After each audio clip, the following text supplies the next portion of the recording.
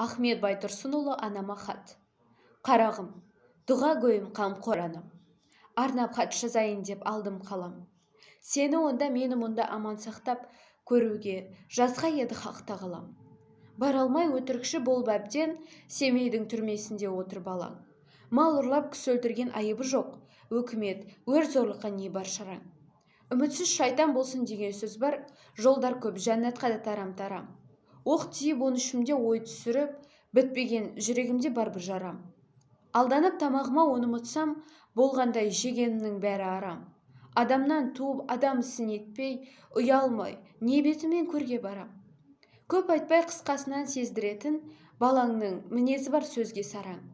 Кетер деп суға құлап отқа түсіп, қайғы жеп менің үшін болма алаң.